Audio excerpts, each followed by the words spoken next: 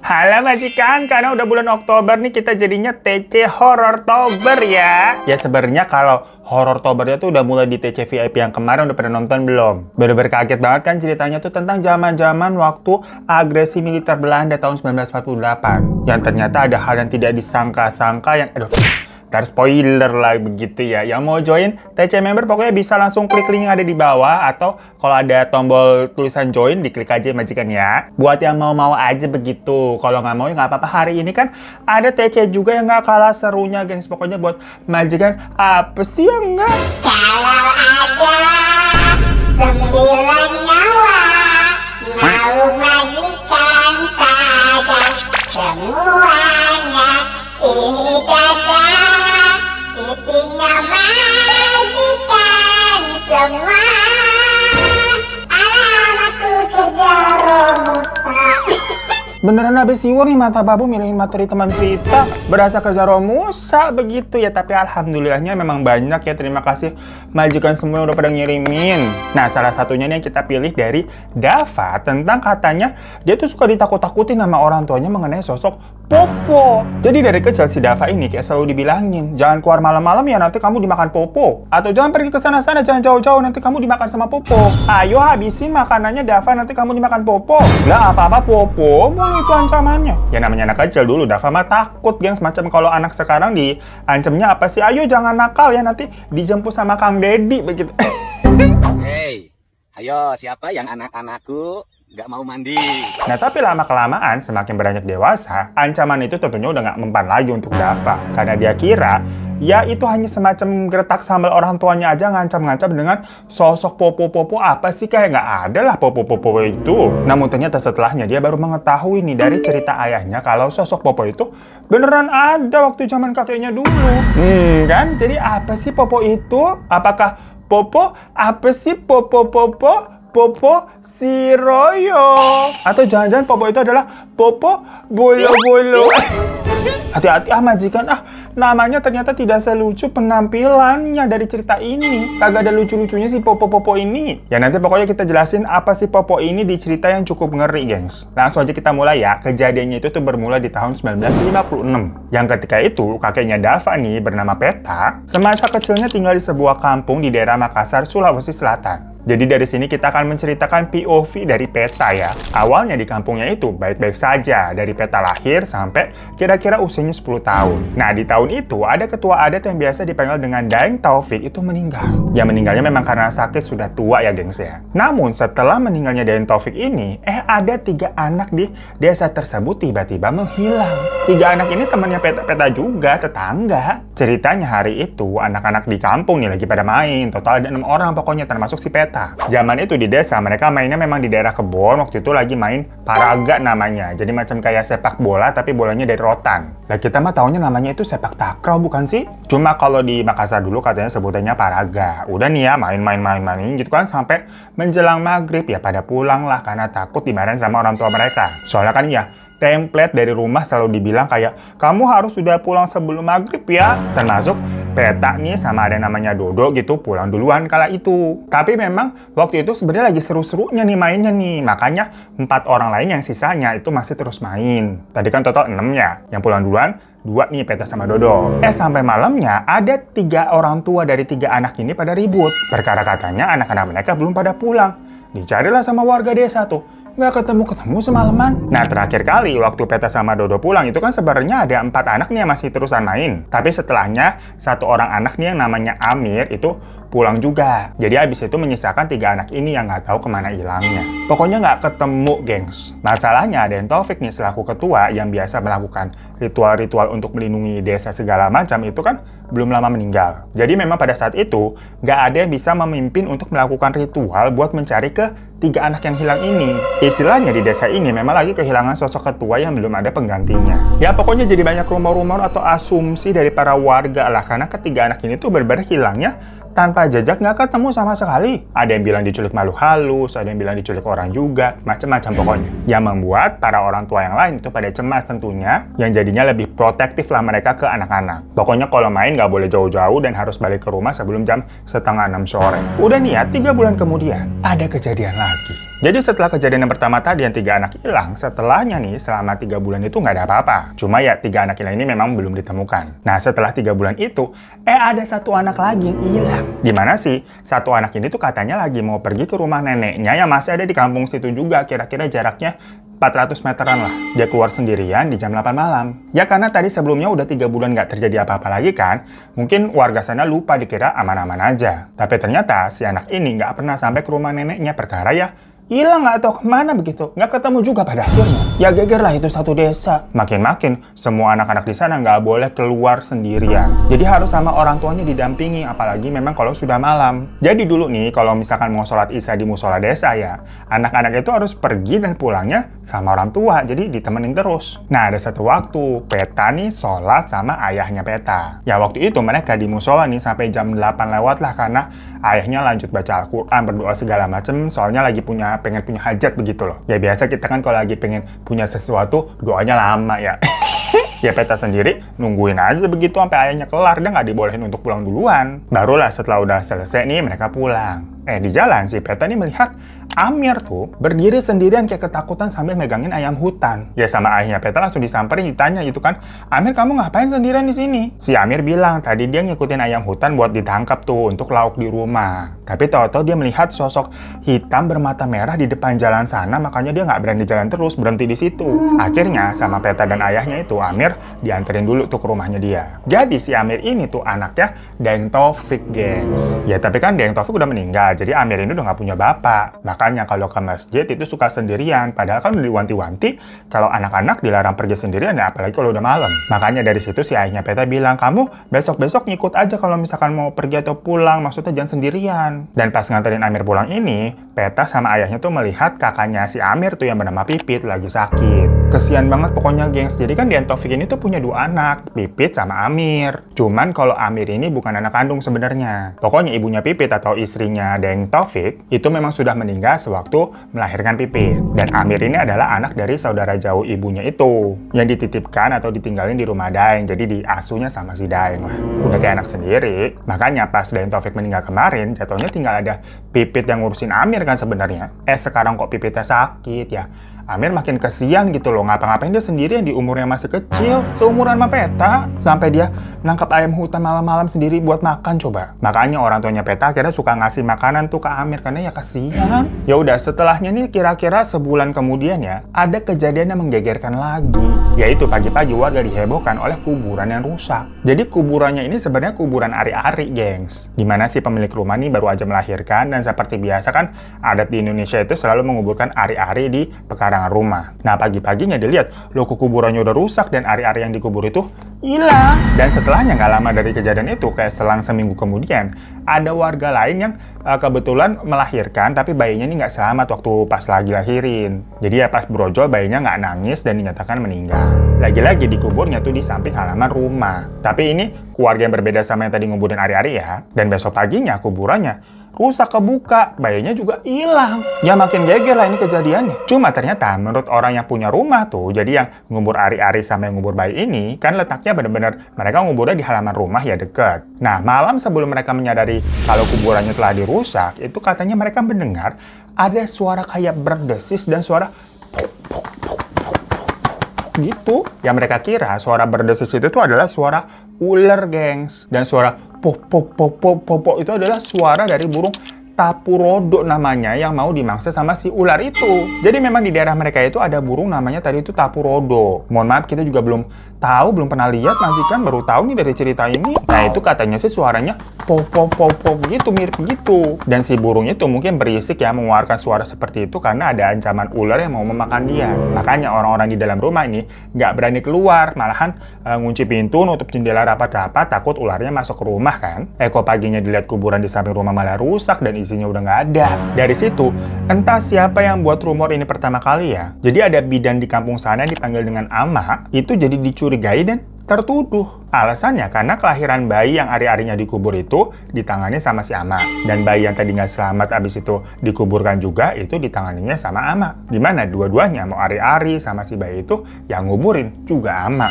Ya sebenarnya nggak ada junjungan yang pasti sih. Apa sih maksudnya junjungan itu? Alasan yang pasti kenapa waktu itu si Ama yang tertuduh. Ya pokoknya kan intinya nih Ama sampai dituduh begitu, dibilang jangan-jangan kamu nih dukun berkedok bidang. Dimana dia mengambil tuh isi dari kuburan itu untuk ya praktik ilmu hitam begitu. Yang padahal sebenarnya banyak kelahiran-kelahiran sebelum-sebelumnya nih yang Ama bantu untuk warga kampung situ. Nah dituduh seperti itu membuat Ama ini marah dan tersinggung. Apalagi ujung-ujungnya dia sampai diusir coba dari desa. Karena ya biasa ada memprovokasi tuh dari rumor yang kecil sampai tahu-tahu menjadi besar dan membuat warga jadi pada curiga. Diusirlah si Ama. Di situ si Ama marah dan mengutuk adanya musibah yang lebih besar untuk desa ini karena ya dia beranggapan selama ini lu semua udah pada gue bantuin gitu loh. Banyak anak-anak yang lahir selamat, sehat, segala macem.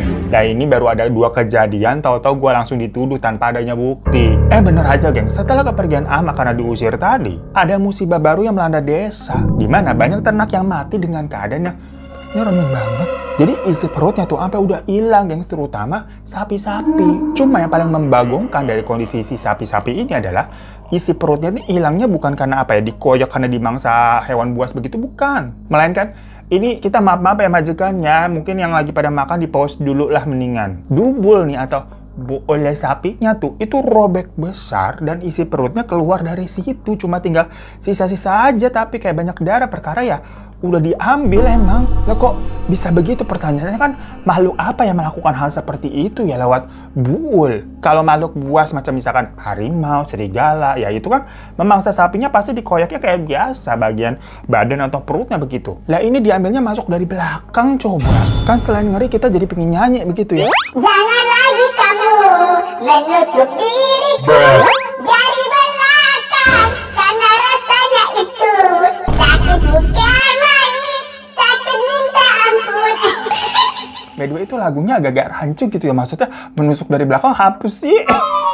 Ya udah, jangan kemana-mana, jangan ke distraksi. Ikan cucut, lanjut. Aneh banget berarti kan yang majikannya, tapi serem gitu maksudnya. Ya warga jadi makin tambah ketakutan. Dan sama seperti kayak kejadian yang kuburan ari-ari sama kuburan bayi tadi. Pas warga menemukan ternaknya begitu tuh, keadaannya aneh banget pagi-pagi. Nah malam harinya itu, mereka mendengar adanya suara tadi, pok pok pok. Kayak suara burung apa dia tadi namanya, burung apa ya? Susah banget kita lupa. Burung pok pok tadado begitu, tatadado, tarado, ada dodoknya bentar. Lah kita lupa kan gara-gara nyanyi mulu, kita baca email dulu ya. Apa tadi nama burungnya, ampun. Ada dodo, tarado, tapurado. Masya Allah susah banget kali nama burungnya, tapurado. Ya makanya dari situ tiap malam nih warga jadi pada standby. Kalau mereka dengar ada suara-suara begitu lagi burung tapurado itu. Pokoknya kalau dengar begitu mereka nyatanya nih mau langsung mencari tahu gitu, langsung disamperin. Cuma ternyata ya siklusnya itu kayak lama gengs, antara satu kejadian dengan kejadian lain itu kayak jedanya beda-beda. Kalau mau dirutin nih yang dari awalnya tadi 3 anak hilang itu kan setelahnya 3 bulan tenang. Terus ada lagi 1 anak hilang setelahnya sebulan tenang. Terus yang kuburan bayi sama ari-ari itu waktunya cukup berdekatan kayak semingguan doang kan, abis itu sebulanan tenang. Setelahnya si Ama diusir dan tiap hari nih beberapa malam ternak-ternak mati dengan keadaan yang menyeramkan. Nah makanya abis itu warga pada standby tiap malam menjaga ternak mereka kalau mendengar suara burung apalagi tadi tuh, dado gitu ya. Lupa lagi kita. Cuma giliran ditungguin begitu ya, kagak ada kejadian apa-apaan. Bener-bener kayak dipermainkan itu si warga. Sampai ada satu waktu nih, Peta lagi main biasa sama anak-anak kampung. Masih jam 3 sorean, masih aman terang. Mereka mainnya petak umpet, tapi yang mana namanya bocah-bocah kalau Badung mah suka banget kelakuannya nyari-nyari penyakit ya. Udahlah tahu maksudnya situasi desa kan lagi begitu. Walaupun ya siang-siang sore gitu ya jam 3. Tapi mereka mainnya di dalam hutan, gengs. Biar ya maksudnya ngumpetnya mungkin lebih susah ditemukan. Biasanya dari dulu katanya memang kalau selalu mainnya ya di kebun sama di hutan itu juga. Namun kan lagi-lagi nih kita balik lagi mengingat ini situasinya lagi ngeri di desa. Ya pokoknya pas Peta lagi ngumpet, nggak sengaja dia ngeliat kayak ada orang yang lagi mengutin kayu bakar. Awalnya dikira ya warga desa situ. Soalnya kan memang pada biasa mengutin kayu bakar di hutan. Cuma pas diperhatiin lagi nih ternyata Itu Ama, gengs. Bidan yang udah diusir dari desa. Ya Peta waktu itu kan masih kecil, dia ketakutan. Karena sebelumnya Ama kan diusir perkara katanya dituduh dia adalah dukun jahat. Kok tau-tau ada di hutan desa itu lagi. Ditambah Peta yang padahal udah berusaha diem tuh biar nggak ketahuan. Maksudnya nggak ketahuan sama temennya kan lagi main petak umpet. Malah ketahuannya sama si Ama yang mergokin si Peta lagi ngeliatin dia dari balik pohon. Jadi mereka berdua sempat tatap-tatapan. Dan Ama kayak berisyarat. Gitu.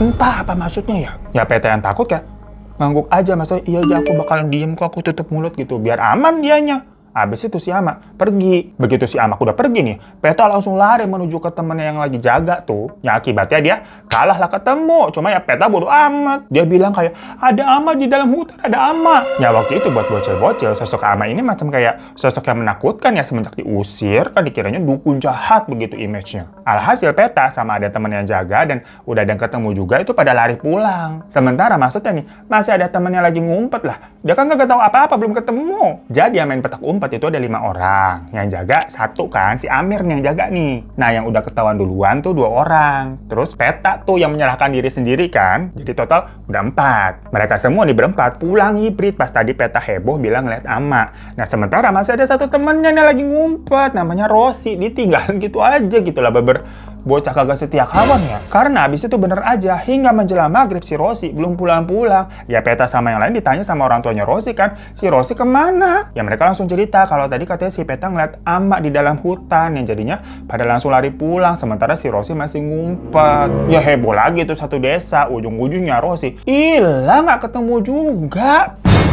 Dan selain itu, sosok Ama yang tadi dibilang Peta di dalam hutan juga pas dicari sama warga nggak ada. Nah, karena merasa teror ini kok nggak berhenti-berhenti menyerang desa ya. Ditambah warga juga nggak tahu harus bagaimana. Pokoknya kan semenjak Daeng Taufik itu nggak ada, keadaan desa ini memang goyah, perkara nggak ada pemimpin yang bisa melindungi desa. Karena memang sebelumnya Daeng Taufik ini terkenal sakti, jadi belum ada penggantinya. Makanya memang semasa hidupnya, desa aman-aman aja. Karena setiap bulan Daeng Taufik ini melakukan semacam ritual pengorbanan sapi untuk para leluhur di dalam hutan tuh setiap malam Selasa akhir tiap bulannya pokoknya. Tapi pengorbanan sapinya ya dengan cara disembelih aja begitu di dalam hutan. Makanya setelah Daeng Taufik ini nggak ada dan udah nggak melakukan ritual seperti itu lagi, kok ini ada kejadian-kejadian aneh di desa. Mulai dari anak-anak yang hilang sampai ternak sapi yang matinya dengan cara yang bukan kayak disembelih ya, melainkan tadi tuh dari belakang, ngeri banget. Di lain sisi tuh masalahnya warga juga nggak ada yang tahu gimana caranya melakukan ritual yang seperti dilakukan sama si Daeng. Maksudnya bacaannya apa juga pada kagak ngerti, perkara Daeng juga ternyata memang tidak menurunkan atau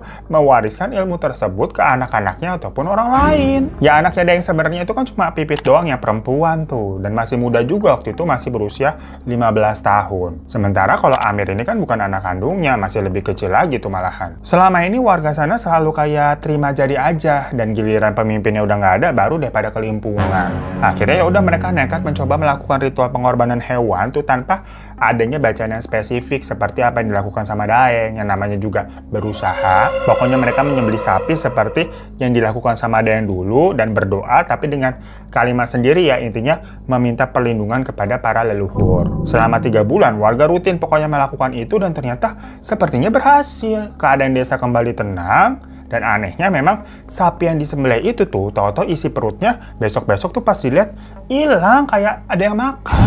Cuma ya karena setelah itu keadaan desa kembali tenang ya warga terus tuh rutin melakukan pengorbanan sapi itu di dalam hutan. Pokoknya setiap Selasa terakhir tuh di akhir bulan. Udah nih, sampai akhirnya waktu itu si Peta ini ceritanya ulang tahun. Cuma ya kalau di sana nggak dirayain Happy Birthday to you, Happy Birthday to you. Itu terus ada nyetel hari ini, jong nggak begitu. Yang di zaman dulu. Adatnya emang cuma bagi-bagi makanan aja gitu ke tetangga, macam selamatan jatuhnya kali ya. Dimana ibunya Peta udah dari pagi gitu kan, masak 1 kuali gede tuh buat dibagiin ke tetangga-tetangga tuh sorenya. Ya bisa kan baru ready semua, masak dari pagi sampai siang, belum dibungkusin satu-satu, baru kelarnya sore. Dikerjain semua sendiri. Udah nih, si Peta keliling tuh satu-satu ke rumah warga dengan adegan tiap ke rumah nih ada didoain dulu sama orang tua di sana begitu. Jadi satu rumah bisa 3-5 menit sendiri. Sampai akhirnya dia ke rumahnya si Amir. Manggil-manggil dari luar, nggak ada nyaut. Tapi si Peta dengar kayak ada suara pok, pok, pok, pok, pok. udah di dalam. Ya makanya Peta kira ada orang di dalam dong, cuman mungkin nggak dengar kali dari tadi si Peta manggil-manggil. Tapi keadaan pintu depannya dikunci, jadinya si Peta nih muter ke area belakang rumah. Nah di belakang itu kayak ada jendela yang pakai teralis kayu gitu, macam kayak jeruji besi tapi ini dari kayu zaman dulu ya. Nah di situ Peta ngintip-ngintip sambil manggil-manggil si Amir sama Pipit, dan bener aja di dalam dia nih kayak melihat Pipit lagi jongkok. Ya makin dipanggil lah sama si Peta kayak Baine. Jadi katanya panggilan untuk kayak kakak atau mbak gitu di sana, Baine. Ya karena kan manggil Pipit usianya lebih tua. Tapi betapa terkejutnya si Peta ya.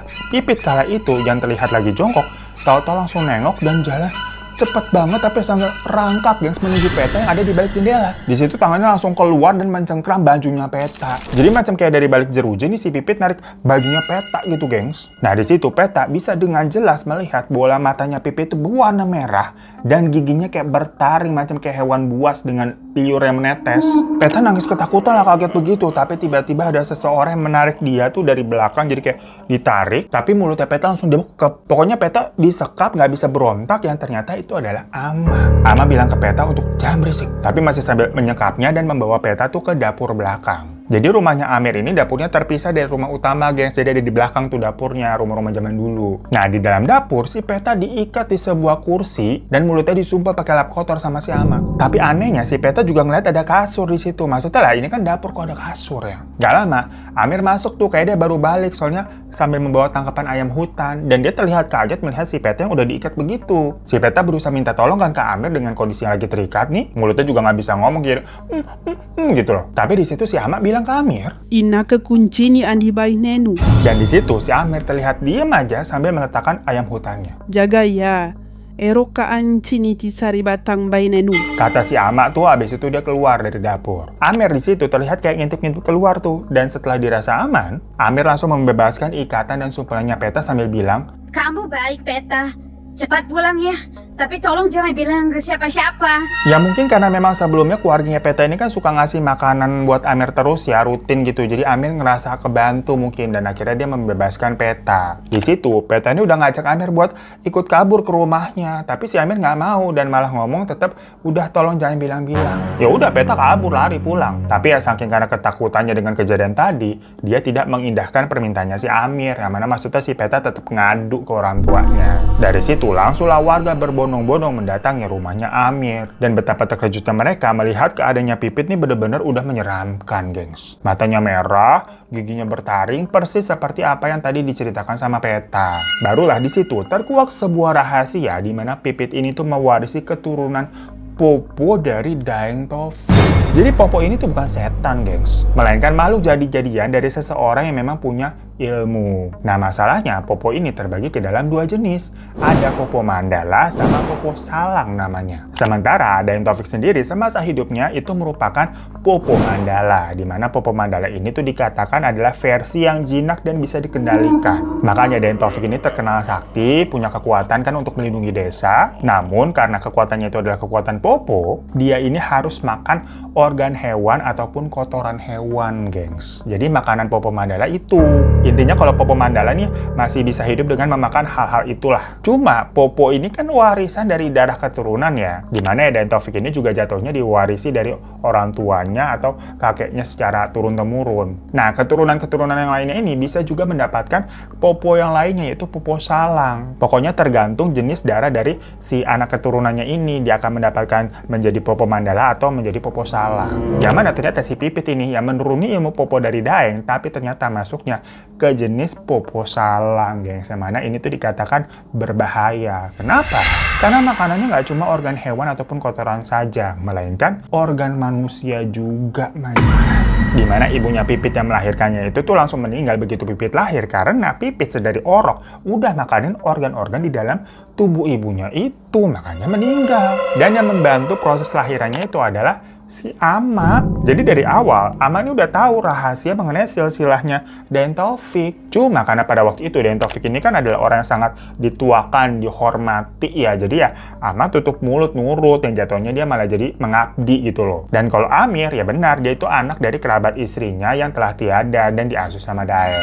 Sampai sini paham dulu ya silsilahnya ya. Nah pokoknya dikatakan tiap bulan tuh Daeng kan tadi melakukan ritual pengorbanan sapi yang katanya untuk menjaga desa. Ya selain selain memang sebenarnya dia apik yang menjadi ketua, maksudnya bagus, soalnya kan dia punya ilmu perihal dia adalah Popo. Jadi desanya tuh memang aman dari serangan-serangan orang luar. Makanya waktu Daeng masih ada nih, warganya mah tentrem hidupnya. Cuma ya dia harus memberikan makan ilmunya itu dengan korban sapi itu tiap bulannya. Tapi kan sapi-sapi tersebut sebenarnya disediakan sama warga juga. Dengan dalih ya warga taunya itu buat leluhur, padahal sebenarnya buat makanannya Daeng sama anaknya tuh Pipit. Jadi sebenarnya kalau dipikir-pikir ya, Daeng Taufik ini jatuhnya beneran jaga desa dengan ilmunya itu, tapi imbalannya adalah ternak sapi. Namun nggak bilang-bilang ke warga ya, perkara dia sebenarnya adalah Popo Mandala. Namun lain halnya dengan anaknya si Pipit yang merupakan Popo Salang. Ya waktu kecil si Pipit ini masih bisa tuh dikasih makannya organ hewan aja, karena jiwa Poponya mungkin masih belum berkembang. Namun makin dewasa, beda cerita. Dimana Pipit ini makin terlihat ganasnya. Dan beberapa kali Ama nih bantuin dengan memberikan janin-janin dari pasiennya yang gugur nggak selamat. Serta Daeng juga yang selalu nyariin janin-janin sampai keluar desa. Hingga sampailah di mana hari Daeng meninggal. Berarti kan tinggal ada Pipit sama Amar aja tuh. Sementara Ama istilahnya kan nggak setiap bulan juga dia bisa ada pasien lahiran. Kalau lahiran pun juga maksudnya kan rata-rata selamat, bukan yang meninggal loh. Makanya sebelumnya nih yang nyuplai makanan utama untuk Pipit sebenarnya tetap si Daeng yang nyari sampai keluar-keluar desa. Nah, bisa kalau ngandelin dari dalam desa ya nggak bisa lah kalau tiap bulan. Kewalahan tuh lama-lama. Masalahnya Popo Salang ini kalau kelaparan nggak dikasih makan, dia akan nyari makan sendiri dengan melepaskan kepalanya kalau udah parah, udah lapar banget. Nah kalau udah begitu jatuhnya benar-benar berbahaya dan bisa menjadi ancaman desa dan pasti bakal dikejar untuk dihabisi warga. Jadi sebelum fase itu terjadi, Pipit ini tuh dikurung di dalam rumah sama Ama setelah ada yang meninggal ya. Amir sendiri yang mungkin nggak mau ngeliat kakaknya kesakitan, meraung-raung terus tuh di dalam rumah kelaparan dengan wujud yang udah menyeramkan, matanya merah, giginya bertaring begitu ya. Cuma palanya memang belum lepas nih. Makanya sebelum hal itu terjadi, sebelum palanya lepas, dia ngajak 3 temennya tuh yang di awal cerita tadi untuk main ke rumah. Jadi ternyata abis pada main apa tadi tuh yang bola rotan tuh, paralaga ya, paralaga apa paraga begitu, pokoknya bola rotan kayak sepak takraw tuh kan di awal cerita begitu ya. Ternyata Amir nggak pulang sendirian, melainkan dia ngajak 3 temannya ke rumahnya dia, bilang ada makanan enak. Dan sampai sana ada Ama yang lagi menenangkan Pipit. 3 temannya tuh melihat keadaannya si Pipit dan ya udah nggak bisa kabur. Dimana mereka jadi santapannya Pipit dan sisa-sisanya tuh, maksudnya sisa-sisa tubuh dari 3 anak ini dikubur di dalam dapur belakang itu. Jadi dapur itu kan masih dari tanah ya gengs ya, dengan dinding anyaman bambu yang namanya zaman dulu. Dan ternyata 3 anak itu bisa membuat Pipit kenyang selama 3 bulan. Jadi macam kayak ular nimbun makanan. Tapi setelah 3 bulan, lapar lagi dong di bulan keempat. Nah setelahnya ada 1 anak hilang lagi kan. Yang kali itu sama anak itu lagi jalan mau ke rumah neneknya, tapi dicegat sama si Amir. Diajak main ke rumah sebentar yuk, dibilang ada makanan enak. Ya karena kenal ya, Amir kan temennya sendiri, ya udah anaknya itulah yang jadi korban. Cuma setelahnya kan warga jadi was-was dan udah nggak ada anak-anak lagi yang keluar-keluar sendirian berkeliaran. Tapi kebetulan si Amak yang seorang bidan nih mendapatkan pasien yang ngubur ari-arinya dan lalu ada bayi juga yang baru meninggal. Jadilah Pipit masih bisa dikasih makan pakai itu.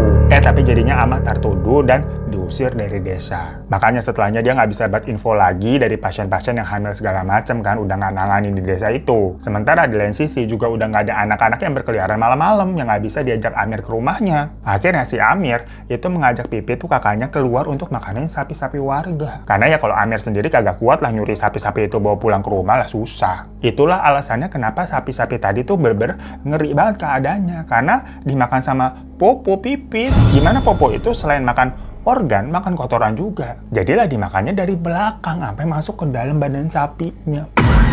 Gila ya. Cuma ya kondisi Pipit ini kan makin lama makin ganas. Makanin ternak-ternak aja tuh nggak cukup. Karena kalau Popo Salang ini harus makan organ manusia. Alhasil dia terus-terusan lapar. Ada kondisi atau kesempatan yang waktu lagi main petak umpet, geng. 1 anak kan hilang tuh. Karena memang ternyata di hutan dia diculik sama si Ama. Sebelumnya kan Peta juga memang melihat Ama tuh pas lagi ngumpet di hutan. Untungnya bukan dia diculik. Lanjut lagi tadi terakhir pas Peta ke rumah tuh mau ngasih makanan karena dia ulang tahun. Dia ngeliat Pipit yang menyeramkan begitu, langsung dia sekap sama Ama. Maksudnya si Peta akhirnya juga buat makanan Pipit selanjutnya. Cuma karena keluarganya Peta ini mungkin baik ya, suka ngasih makanan ke Amir, karena ya kesian sama si Amir. Jadi Amir semacam tahu balas budi lah, makanya Peta akhirnya dibebasin sama dia. Ya semua itu akhirnya diakui sama Mama dan Amir karena keadaannya udah dikepung sama warga ya. Di situ mereka meminta untuk jangan menghabisi Pipit. Tapi Pipit yang kondisinya bener-bener udah kayak nggak ketolong ya, bener-bener udah kelaparan. Soalnya kan terakhir kali dia makan udah sebulanan tuh yang hilang main petak umpet anaknya. Nah di saat itu nih, warga yang tadi gerebek rumahnya Amir tuh pada datang kan abis maghrib gelap pada bawa obor.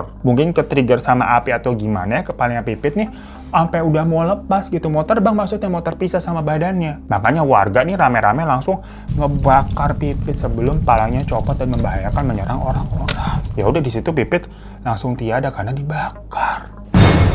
Dan seperti sebelumnya, Ama ini diusir dari desa. Dan kali ini, Amir juga ikut diusir. Jadilah Ama membawa Amir pergi dari sana. Namun, beberapa bulan setelahnya, warga di desanya Peta ini mendapatkan kabar kalau di desa-desa lain itu kok mengalami teror dari sosok Popo juga yang katanya kepalanya sekarang udah terbang-terbang itu Poponya. Padahal Pipit itu udah nggak ada ya, udah dibakar dan udah dikubur juga. Jadilah pada saat itu tuh heboh pada mau nyari dan nangkap sosok Popo ini perkara memang sudah menelan banyak korban, terutama anak-anak. Singkat cerita, setelah beberapa lama, akhirnya ketangkap nih satu. Dan langsung dihabisi sama warga. Yang pas dilihat ternyata, itu Ama, gengs. Nah, masalahnya, sosok Popo yang dilihat sama warga itu katanya ada dua. Satu memang berambut panjang seperti wanita yang ternyata itu adalah Ama, dan satu lagi seperti laki-laki yang masih kecil. Mendengar itu, warga desanya Peta langsung menyebutkan nama Amir. Karena kan terakhir kali memang si Ama tuh pergi bersama Amir ya. Dan dari situ, karena jatuhnya nih heboh yang meluas sampai ke beberapa desa, perkara satu sosok Popo ini belum ketangkap, jadi kayak pada suruh standby gitu kan, hati-hati. Baru deh menyebar tuh, diberi pemahaman nih orang-orang kalau ternyata menjadi Popo itu bukan hanya dari keturunan sedarah aja, tapi juga bisa menular melalui gigitan ataupun berhubungan badan. Jadi biasanya nih, orang yang kalau berpacaran atau sampai menikah dengan seseorang yang punya keturunan garis Popo, dianya pun juga bisa menjadi Popo. Maksudnya, misalkan ada yang pacaran sama Pipit nih, ya pacarnya bisa menjadi Popo juga kalau berhubungan dengan Pipit. Cuma dalam hal ini sepertinya Ama dan Amir ini mungkin sempat tergigit oleh Pipit pas lagi kambuh. Makanya waktu Peta kesana kan Pipit nih sempat dikurung di dalam rumah, sementara Ama sama Amir nih malah di dapur tuh. Di dapur juga ada kasur yang berarti mereka tidur di situ. So itu majikan cerita dari Dava tentang desa kakeknya Peta nih di Makassar yang diteror oleh sosok Popo. Nah karena ternyata sosok Popo ini nggak hanya didapatkan dari garis keturunan aja, melainkan bisa menularkan juga. Jadi sempat banyak katanya dan menjadi urban legend di daerah sana, geng. Sampai ada saat dimana memang banyak orang nih berburu Popo biar ya nggak meluas lagi korbannya ataupun orang-orang jadi ikutan Popo juga gitu dari tahun 1950 sampai 1960-an akhir. Nah coba buat teman-teman di Makassar ada yang tahu mengenai cerita Popo ini? Boleh coba komen-komen di bawah ya, mungkin dari orang tua atau kakek nenek begitu dulu. Karena kalau Babu ya tadinya cuma tahu Popo apa sih, Popo si Royo. Ya pokoknya makasih banyak ya Dava untuk ceritanya ya. Buat yang mau nonton TC VIP terbaru juga yang kemarin udah tayang tuh bisa klik link di deskripsi box. Kalau yang kemarin soalnya kejadiannya itu tahun 1948 ya. Masa-masa agresi militer Belanda di Indonesia tuh jadi banyak londo-londonya alias hantu-hantu bule-bule Belandanya. Sampai jumpa lagi majikan di TC-TC selanjutnya selama Horror Tober ini. Jangan lupa klik subscribe buat yang belum. Kalau udah terima kasih banyak. Klik juga tombol like-nya. Dan sampai ketemu lagi ya majikan. Assalamualaikum warahmatullahi wabarakatuh. Janganlah takut, ceritakan padaku, karena kamu teman cerita.